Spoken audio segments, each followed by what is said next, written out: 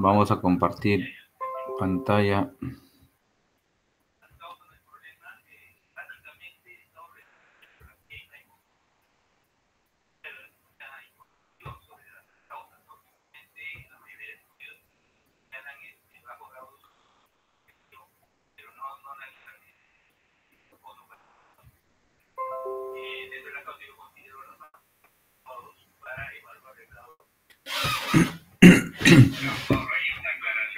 Ya, vamos a tocar el tema de tumores uterinos, ¿ya?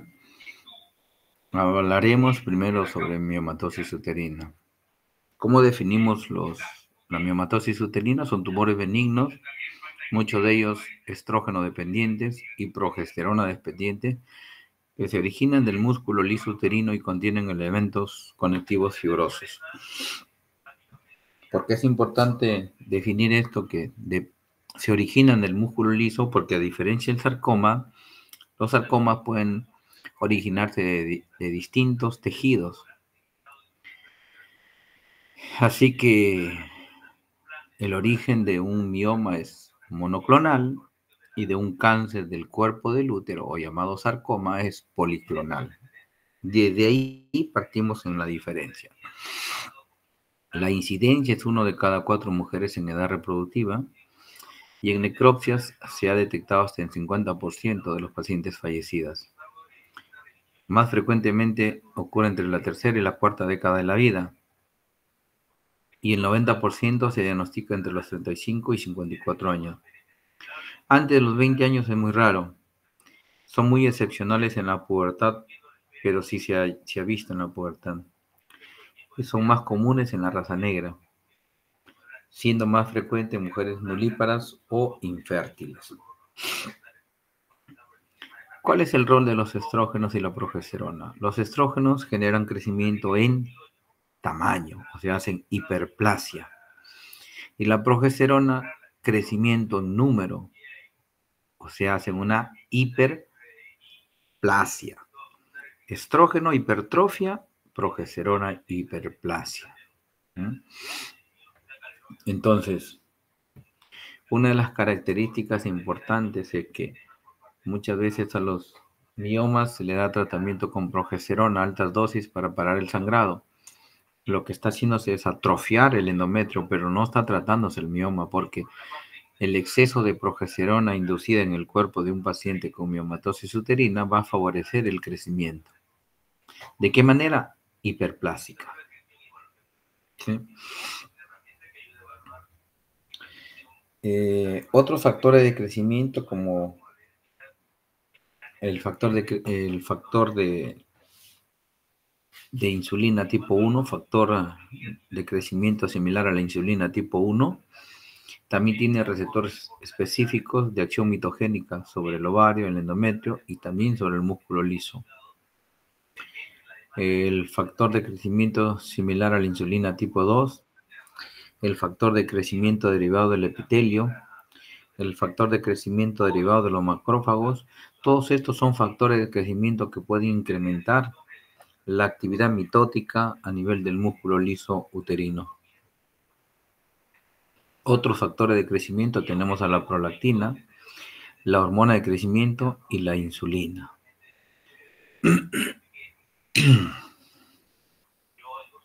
¿Cómo se describen macroscópicamente? Son tumores de forma esférica, redondeadas, consistencia firme y dura. Son tumores bien delimitados. Están separados del miometrio por una delgada capa de tejido conectivo denominado pseudocápsula. El color es blanco o grisáceo y las fibras son de crecimiento arremolinado, es decir, centrípeto. Los tamaños son muy variables. Se ha demostrado tumores que crecen hasta 45 centímetros y eventualmente afectan los ligamentos, algunos de ubicación intraligamentaria. Según la localización anatómica podemos definirlo como submucosos, aquellos, o intracavitarios, intramurales, cuando se encuentran en la capa miometrial, y subserosos, cuando se encuentran fuera del del componente miometrial. Estos generalmente causan dolor, pero no sangrado. Los intramurales son los más frecuentes, causan dolor y algunos que están en contacto con el útero, con el endometrio, causan sangrado. Sin embargo, los que son submucosos o intracavitarios son los que más sangrado causan. En conclusión, como la patología miomatosa en el útero es más de frecuencia intramural, entonces el sangrado no sería el primer signo, sino el síntoma más frecuente sería el dolor en la miomatosis uterina, que, como ya saben, es una pregunta de examen que se repite muchas veces. ¿Qué características tienen los miomas ulcerosos? Crecen debajo de la serosa del útero, protruyen hacia la cavidad abdominal y pueden ser pediculados, pueden ser adheridos al epíplon, intestino u otras estructuras adyacentes. Generalmente son poco sintomáticos, casi son asintomáticos en la mayoría de ellos. Los intramurales, si se localizan en el miometrio y no distorsionan la cavidad en gran medida, generalmente son asintomáticos. Cuando crecen mucho, causan dolor. Cuando protruyen hasta la cavidad endometrial, causan sangrado. Mientras que los miomas submucosos, que ocurren entre el 5 al 10% de los miomas, son las lesiones más sintomáticas porque generan mayor sangrado y en muchos de los casos infertilidad por factor uterino. Estas, desde la variedad de su tamaño, ya sean pequeños o grandes, pueden causar síntomas muy floridos. ¿Qué cambios secundarios pueden haber? Los cambios secundarios se denominan degeneración. La degeneración más frecuente es la hialina. La degeneración hialina ocurre en mujeres en edad fértil y es un tejido de reemplazo inflamatorio caracterizado por ser blanco, fibroso. Hay una degeneración que procede a una licuefacción, como si fuera un quiste en el interior, una degeneración quística, y algunos, cuando se infartan, se adhieren a mucha cantidad de calcio y forman unas verdaderas pelotas como si fueran de billar. A esas se llaman degeneración cálcica. La degeneración cálcica es más frecuente en las personas añosas o en la posmenopausia, mientras que la degeneración hemorrágica, caracterizado por un tumor con abundantes vasos sanguíneos infartados, ocurre frecuentemente durante el embarazo. Mujeres que tienen miomas en el embarazo, muchas de ellas hacen degeneración hemorrágica. Y la degeneración grasa es aquella que el tejido infartado es reemplazado por tejido graso.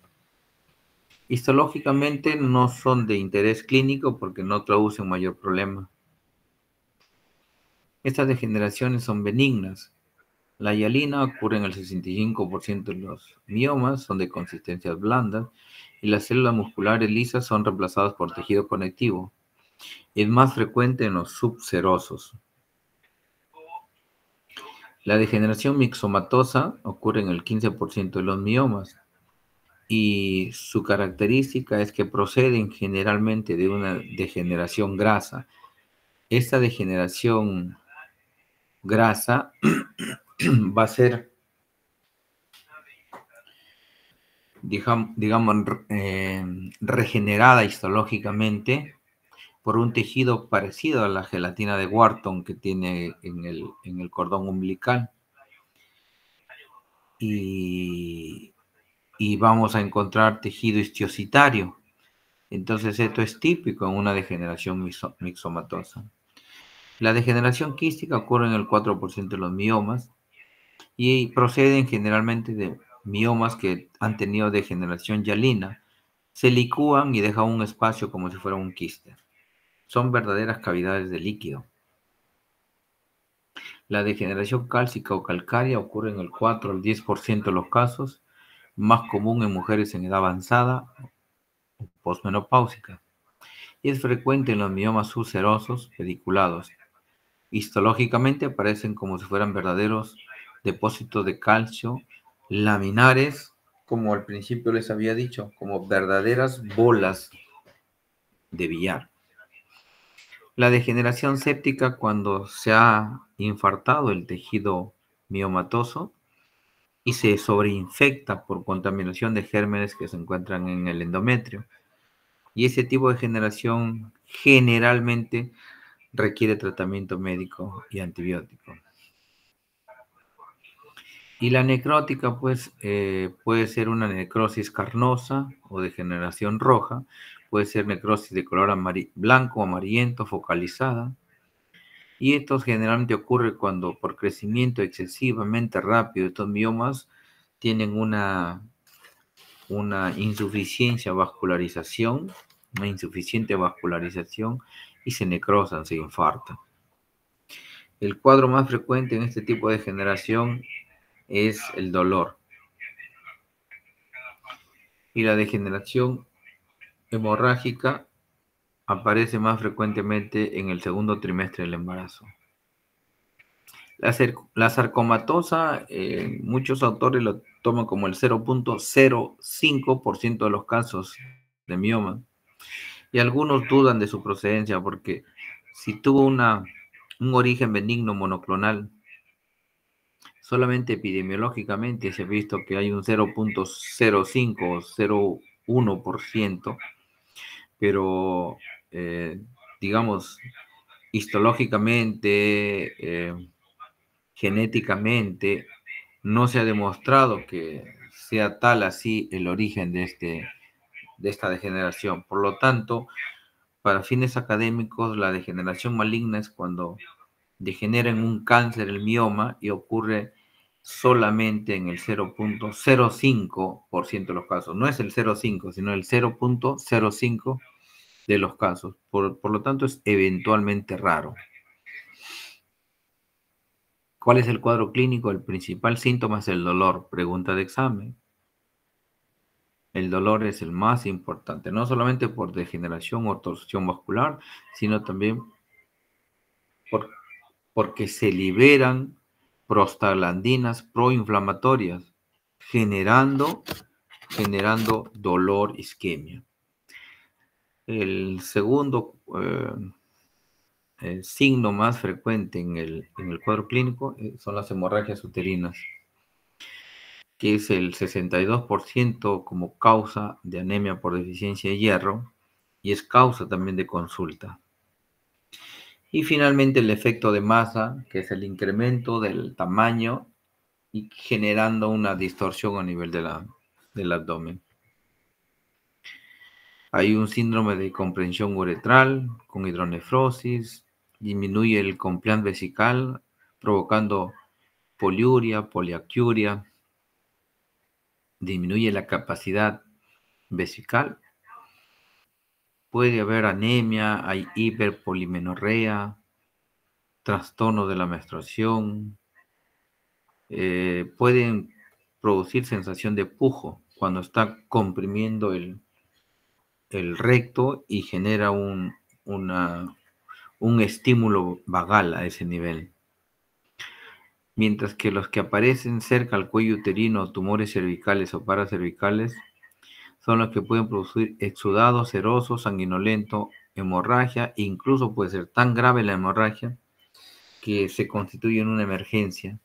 Son los tumores más difíciles de operar porque no hay espacio como resecar en esa zona.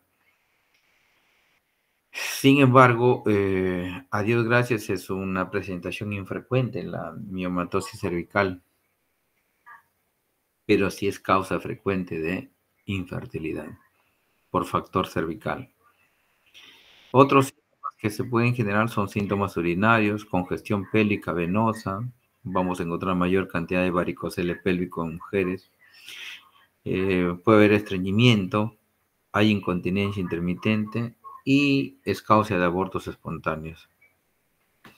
A la palpación bimanual vamos a encontrar pues un útero agrandado con incremento del tono muscular. Vamos a encontrar unas imágenes ya sea por ecografía, por resonancia o por tomografía que identifiquen la masa tumoral en el útero. Sin embargo, el ultrasonido o la ecografía es la ayuda por imágenes más accesible, más barato y más efectiva para diagnóstico de miomatosis uterina. No hay ginecólogo que no sepa diagnosticar con una ecografía una miomatosis uterina. No es necesario tomografía, resonancia, etcétera, etcétera, si saben manejar bien un ecógrafo. La sensibilidad es del 80% y la especificidad es del 90%.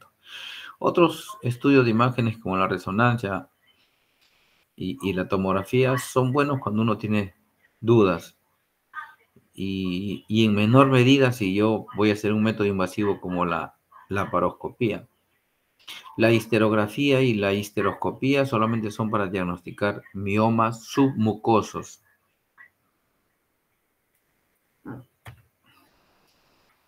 Esta es una histerografía, una histerosalpingografía para ver permeabilidad del útero, y acá se ve una masa. No dibuja el útero, sino acá una masa que no lo deja llenar al útero en una histerografía. Llega hasta acá, se va a las trompas, pero no pasa el fondo uterino. Esta imagen que está secuestrando al líquido de contraste es una masa tumoral, un mioma. Y acá tenemos dos miomas con la ecografía.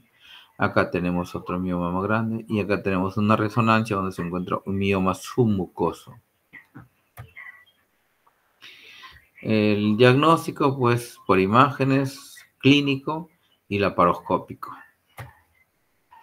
El tratamiento va a depender mucho de la edad. Si es una mujer joven y desea conservar su fertilidad, lo ideal es hacer una cirugía conservadora, extirpar los miomas. Obviamente no vamos a ingresar a una paciente a sala de operaciones por un mioma pequeñito. Generalmente los sintomáticos, y los que son sintomáticos son los más grandes.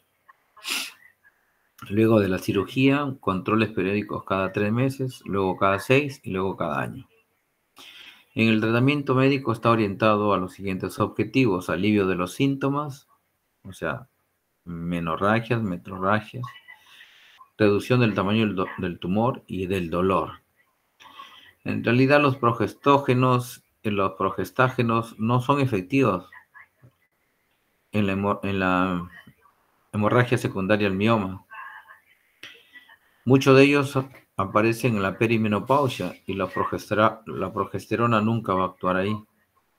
Y como le dije al principio, no es el tratamiento ideal, porque solamente va a atrofiar el endometrio y temporalmente va a disminuir el sangrado, pero no va a largo plazo, más bien va a hacer crecer más al fibroma.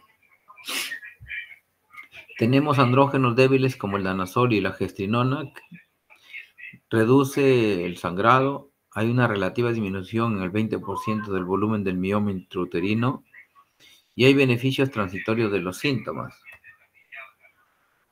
También hay prostaglandinas que se inhiben con ciertos medicamentos y van a causar el alivio del dolor. Antiinflamatorios, por ejemplo, como la indometacina, disminuye efectivamente el dolor en más de 40 a 50% de los casos, que es propio de la degeneración que tiene el mioma por su crecimiento. La combinación de estrógenos y progesterona no ha demostrado utilidad, sino más bien es una controversia porque genera mayor crecimiento. Análogo de GnRH, ya sea como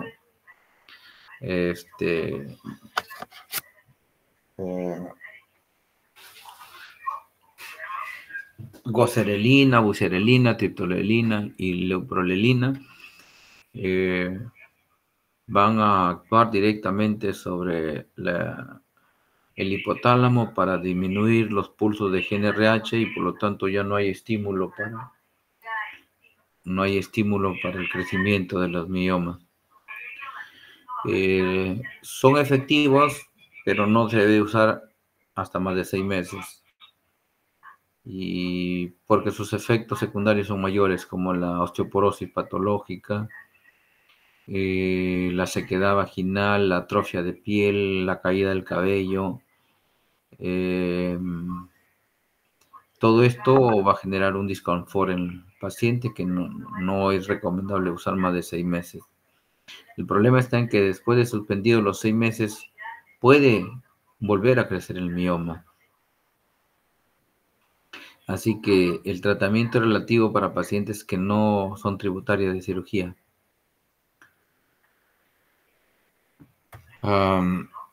El tratamiento quirúrgico, la histerectomía, se da una frecuencia de 5.8 por mil.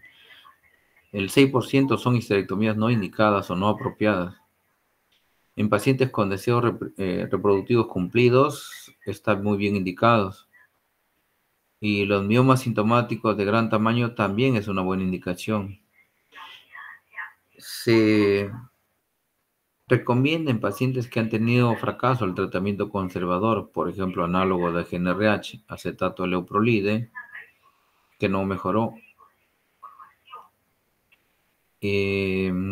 Puede haber una reducción del tamaño del mioma hasta un 33% con el tratamiento médico. Se recomienda la histerectomía vaginal porque es un método menos traumático y más rápido de recuperarse en pacientes que el mioma es menor de 12 centímetros. La histerectomía abdominal para úteros con miomas que pasan los 12 centímetros, que pueden ser con una cirugía mínimamente invasiva, como la laparoscopía, o puede ser con una mini laparotomía, dependiendo de las técnicas de abordaje. Si el cuello uterino se encuentra en buen estado, es saludable, no tiene ninguna lesión sospechosa, entonces es recomendable la cirugía conservadora, y más aún si el paciente no es portadora de prolapso de pared apical, porque la conservación del cuello uterino con los ligamentos uterosacro y los ligamentos de McEnroe van a favorecer la disminución hasta en 10 veces de prolapso, tanto de pared anterior, pared posterior, como pared apical de la vagina. Entonces es una buena alternativa la histerectomía subtotal con conservación del cuello uterino. Se llama cirugía conservadora.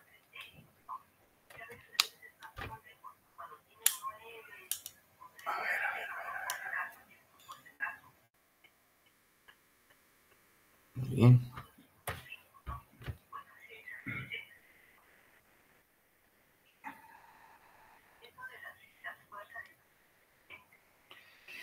La histeroscopía es un método que nos permite hacer el diagnóstico y tratamiento mínimamente invasivo a través del cavidad endometrial para pacientes que sean portadores de miomas tipo 1, tipo 2, es decir, miomas submucosos.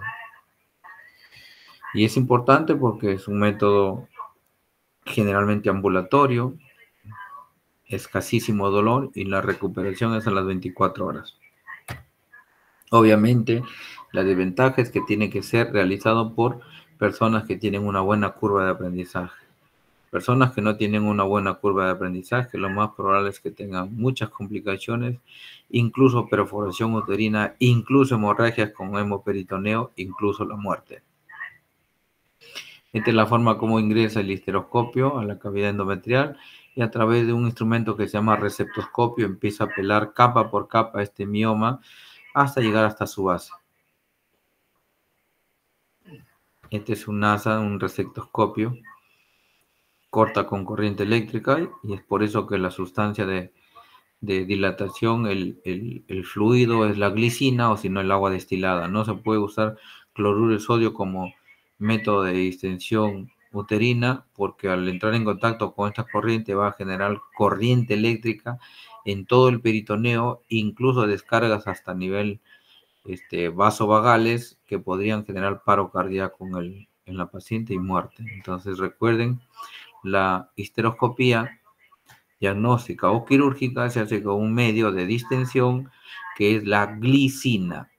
Si no tienen glicina o no hay no hay presupuesto para comprar glicina, que vienen en bolsas de 3 litros y de 5 litros, se compra agua destilada.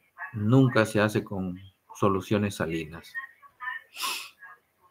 Otra de las alternativas para el tratamiento es la embolización o microembolización selectiva de la arteria uterina. A través de una sustancia de un catéter se va por la arteria femoral a nivel de la ingle y se va hacia el lado contralateral para buscar la arteria uterina, y de manera selectiva se ubica el vaso que está irrigando al fibroma o al mioma, y se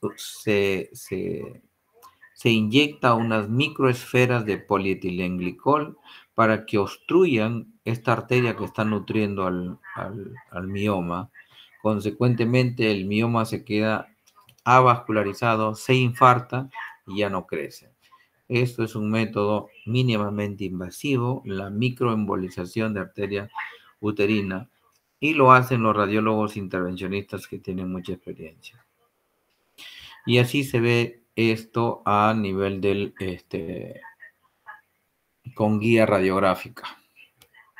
Cómo va al fibroma, cómo la arteria que va embolizando, se forman émbolos y finalmente termina infartándose.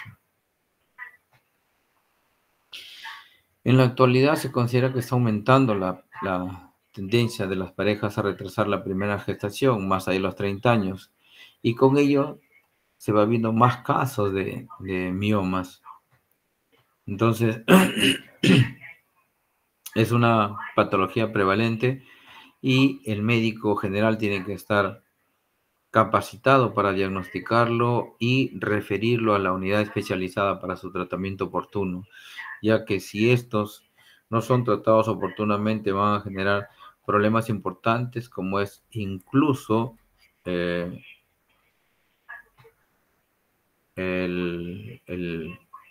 tema de la fertilidad. Se compromete grandemente en pacientes que por causas laborales o de estudios prorrogan su embarazo. El tratamiento expectante en reposo, cama, narcóticos, alivia el dolor, pero no el mioma.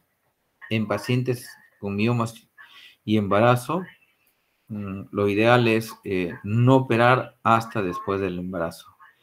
Y generalmente, ¿cuánto tiempo después del embarazo? 6 meses. Antes no, porque con el embarazo hay un perfil de hormonas tan grande que va a producir un crecimiento exagerado en el mioma con gran vascularización. Y esa vascularización puede generar una hemorragia en el momento de la cirugía. Por eso no se recomienda en la cesárea o en el parto operar al mismo tiempo el mioma. ¿Cómo evolucionan los miomas? Hay pocos cambios durante la gestación. Generalmente el 20% aumenta de tamaño. 80% no se modifican sustancialmente, y generalmente el crecimiento es del 31.6% durante el primer trimestre y hasta las 10ª semana.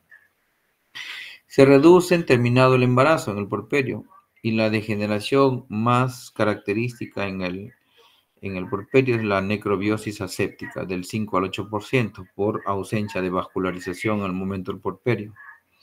Sin embargo, en el segundo trimestre, la degeneración más frecuente es la degeneración hemorrágica o roja. La adenomiosis. ¿Qué es la adenomiosis? La presencia de glándulas endometriales que se encuentran localizadas en el compartimento miometrial. Por lo generalmente se localiza en el fondo uterino y el crecimiento de 10 a 12 centímetros de diámetro. La consistencia del útero es irregular y la vascularización aumentada. La adenomiosis es causa de dolor, pocas veces de sangrado irregular o de hemorragias, pero muy frecuentemente dolor. La hipermenorrea el 50%, la dismenorrea el 30%, pero el dolor pélvico crónico es el mayor porcentaje. ¿Cuál es el diagnóstico? ¿Cómo se hace el diagnóstico? Mediante una histerografía de contraste, la resonancia magnética, o incluso en las últimas versiones de ecografía se puede ver con bastante fidelidad. El tratamiento definitivo es la histerectomía, pero el tratamiento conservador es utilizar análogos de GnRH o medicamentos selectivos de los receptores de estrógeno. Los pólipos endometriales es otra de las patologías que se encuentran dentro de la cavidad uterina y son causa de sangrado y de dolor, pero mayormente son causa de infertilidad por la ocupación en la cavidad endometrial, más frecuente entre los 20 y 59 años de edad, y pueden ser únicos o múltiples. Pueden medir de 1 a 2 milímetros de diámetro. Me parece que hay un error acá, debe ser de 10 a 20 milímetros de diámetro. De 1 a 2 milímetros ni siquiera es visible. Y la mayoría en el fondo uterino. Pueden desarrollar alteraciones malignas muy rara vez, como carcinomas endometriales y sarcomas aislados. La mayoría, más del 95% de los pólipos son benignos.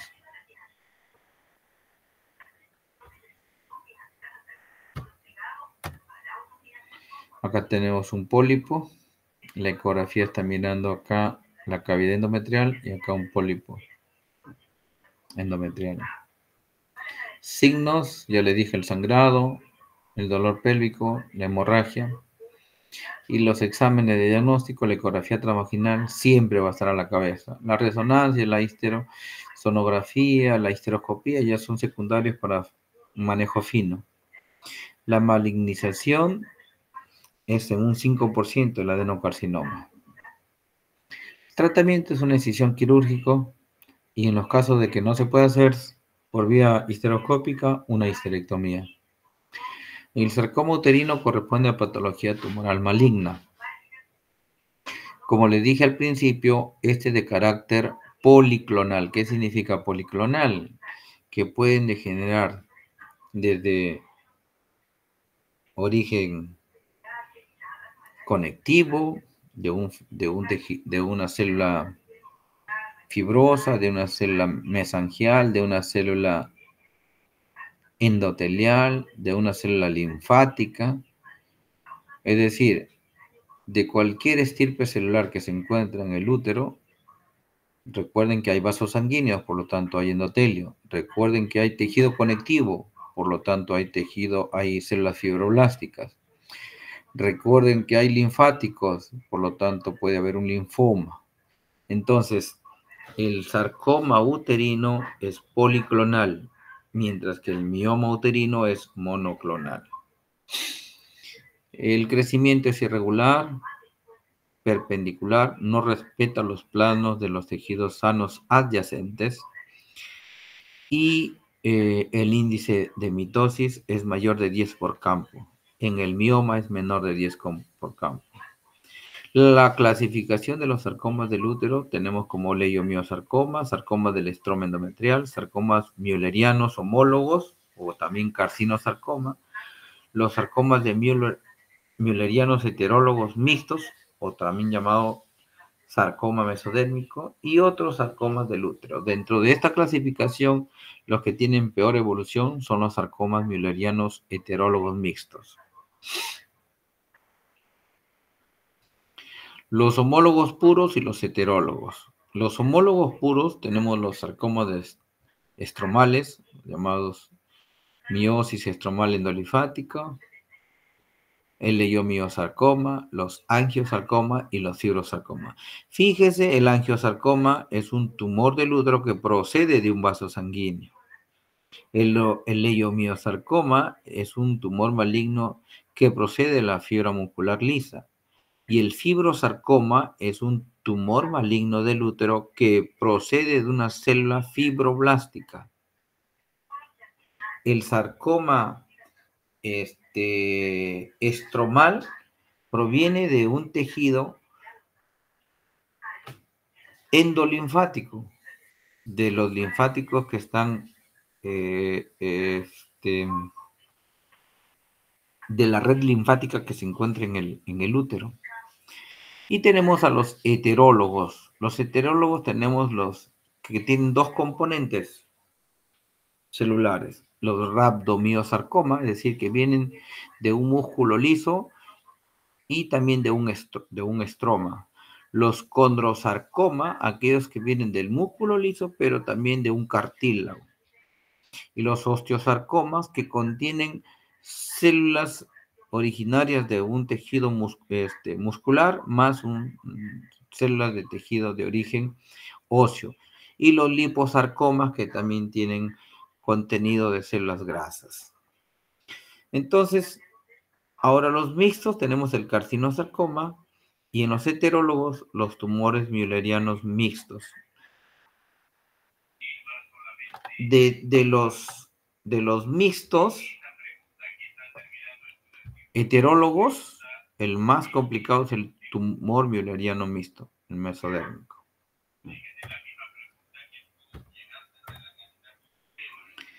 Acá tenemos un ejemplo del carcinosarcoma uterino, es un macroscópico, no está bien la imagen.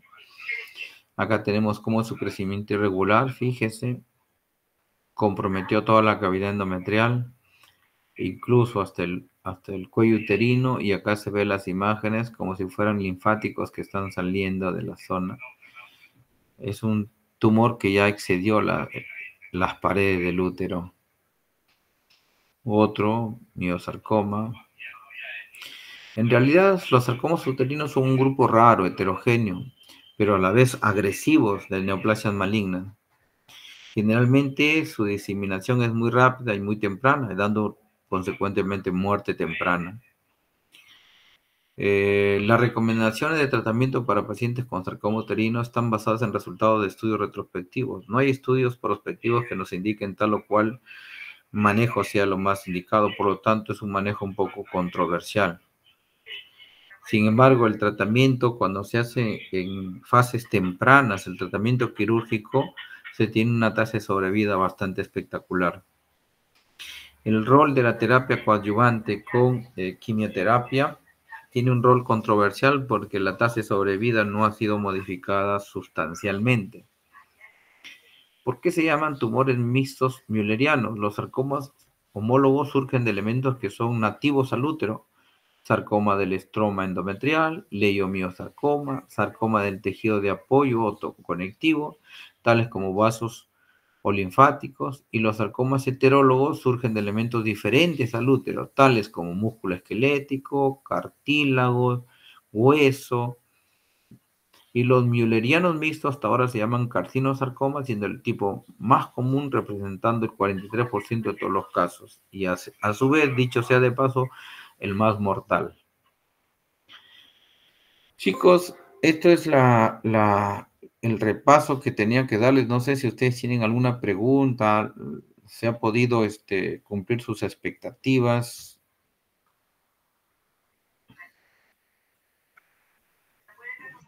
Todo claro, doctor. Todo claro, perfecto. Entonces, Saraí creo que está.